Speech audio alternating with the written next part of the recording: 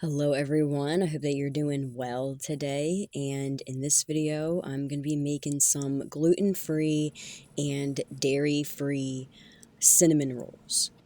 I do have everything written down, and so if you want to go ahead and pause the video and look at it, then you can, but I am going to describe the ingredients and how much and what I'm doing.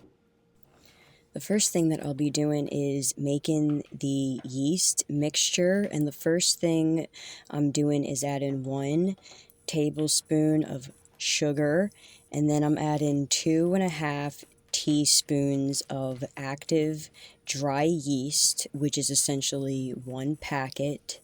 And then after this, I'll be adding 1 1/4 cup of warm water, and the Fahrenheit would be around 110 to 115. The instructions do say to use a glass measuring cup to combine everything, and then you want to stir it and then let it sit until it gets foamy. I just go ahead and sit it aside and let that get foamy as I continue to do the rest of the ingredients. I am using our mixer to mix everything. And so the first thing that I'm adding is the dry ingredients. And so that's going to be 2.5 cups of gluten-free flour. And now this flour has to be some sort of bread flour. It cannot be measure flour, 1-to-1 substitute. It can't be that. It has to be a bread flour. And then you're going to add 1/4 cup of sugar and 1/2 teaspoon of salt. And I'm going to go ahead and just mix that afterwards, and then I'll move on to the next step.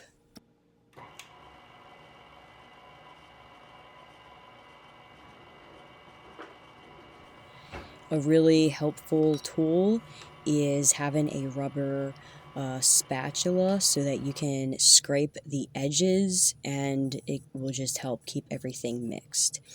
And then next I'll be adding the yeast mixture right into the dry ingredients. And then the other thing that I'll be adding is 1/4 cup of a neutral oil, and the oil that I'm using is sunflower oil. And then I'm going to go ahead and mix all of this up, and we're essentially going to be making the dough now. You want to go ahead and mix all of this together until it is all combined. And I like to use the spatula and get all the flour from the bottom and make sure it gets all mixed up. And you want to make sure that it looks like a thick batter. So that means that you're doing the right thing if it does look like that. And then what you're going to do is scrape the dough from the inside of the bowl and make sure that it's all together and not sticking anywhere else, and then just shape it into a ball, and then you can leave it in there, and then you want to go ahead and cover it. I'm just using a towel with some rope tied around it because it does say to make sure that it is tight, and it says to place it in a warm spot and let it rise for about 30 minutes. And I do place it over by our stove. You could have the stove on and have that as your warm spot. You could do whatever you please, but I'm just going to leave it there. Now we're going to be making the cinnamon sugar fill-in. And so we're going to be doing 1/4 teaspoon of nutmeg, 2 teaspoons of cinnamon, 1/3 cup of sugar, and then later on when we go and mix, we have everything together essentially, and then we go and put the fill-in on the sugar. we're going to be putting on more oil, and that will be a substitute for butter. Essentially, that's what you would use. But because this is dairy free, I am able to use a neutral oil, and sunflower oil is really good to do that. And so the next thing I'm prepping with is some parchment paper. This is going to be for when we go and roll out the dough into a flat shape so that we can roll it up. And so I like to um, crinkle up the parchment paper and then lay it out flat. And then I'm going to be putting some flour on the bottom. And I'm going to save some for when we go and mix the dough, and kind of get it into the shape that we want it. Because what we're doing right now is we're going to be adding flour and mixing so that the dough is no longer sticky. And so what I'm doing is creating a ball shape, and I'm kind of taking the bottom and rolling it and pushing it together, and then kind of repeating that process over and over again. It's a little easier to see than to explain.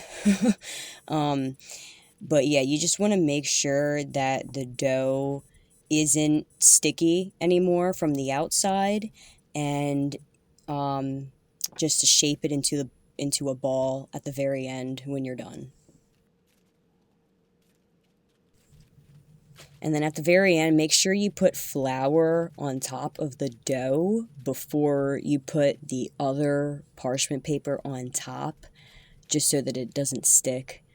And so this part was kind of weird because you can't really roll it out immediately. So I was sort of pressing and pushing a little bit with the rolling pin to get it to start the rolling process. And so what you want to do at this part is to create, as close as you can, a rectangle shape. And you wanted to keep it near about a 1/2 inch thick. And it's saying that it can create around 12 cinnamon rolls. And so keep in mind, I do more than that, but they are kind of small. So, it just varies how you want to do it.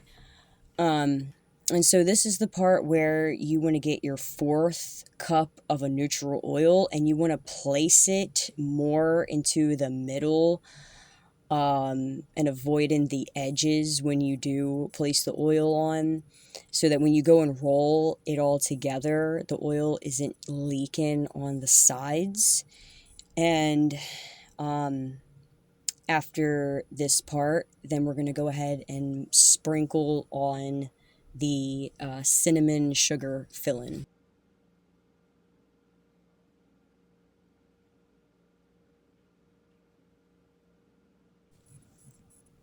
And same thing with the sugar filling. You want to make sure it's saying to have around a 1/2 inch around the edges without any oil or without any of the filling.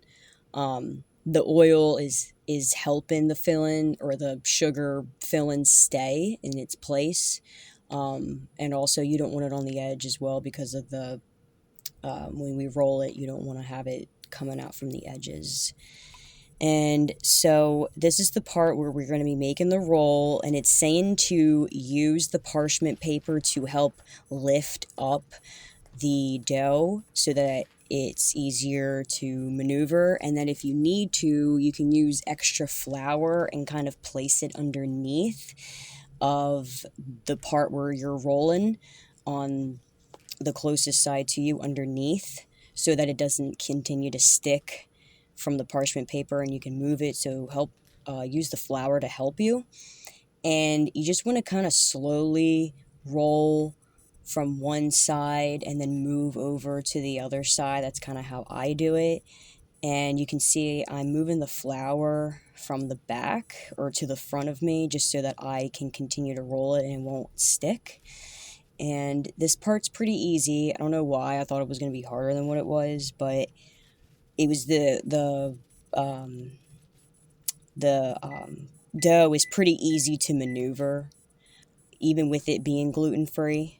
Um, and so, yeah, so this is the part where you go ahead and make your cuts. And before you cut, you want to make sure that your knife is has some flour on it, just to help prevent from extra sticking every time you make your cut.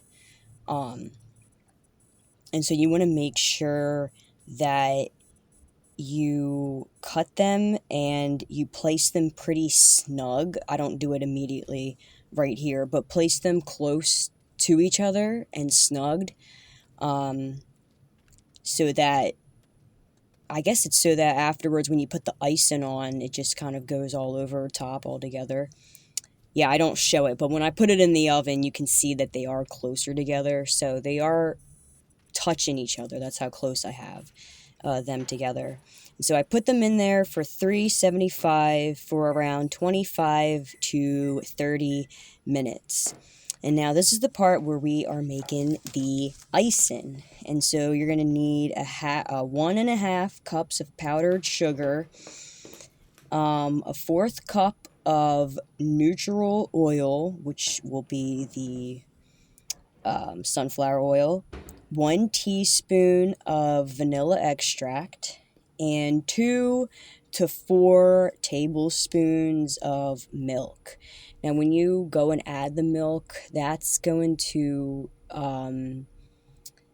be what helps with the consistency of the icing. So the more milk you have, the runnier, more liquid like the icing will be, and then the less that you have, the thicker that it will be. So if you do put too much milk in, then try to balance it back out with some powdered sugar.